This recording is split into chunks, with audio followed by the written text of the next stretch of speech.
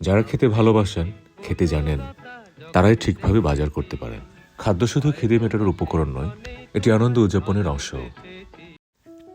বাজার মানে শুধুই নানান ধরনের আনাজ বা মাছ বিক্রির জায়গা নয়, বাজার হচ্ছে পৃথিবীর পাঠশালা।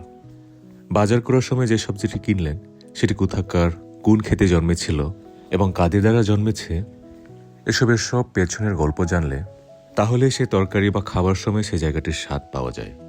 মানুষের মতো আলু পটলেরও ঠিকানা লাগে কিনা। বাজার মানে ইতিহাস, ভূগোল, মানব চরিত্রের পাশাপাশি তাদের দর্শনও বটে। বেঁচে থাকার সুখ, স্বাদ, দুঃখ, আনন্দ সবার সঙ্গেই বাজারে দেখা হয় পরাজয়ের সঙ্গে, আবার জয়ের আনন্দোচ্ছ্বাসের সঙ্গেও। হ্যালো এভরিওয়ান, আজকে রান্না করব স্মোকড মাংস ট্রেডিশনাল স্টাইলে।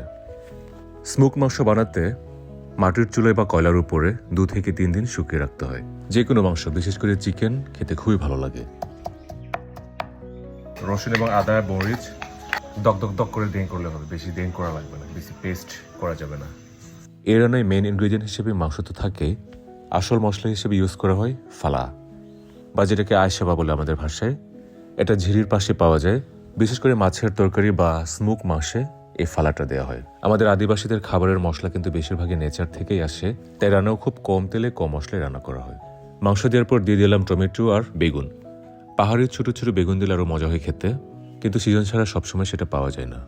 আর সবশেষে দিয়ে দিলাম পাহাড়ি ধনেপাতা, যেটা কিনা জমে পাওয়া যায়।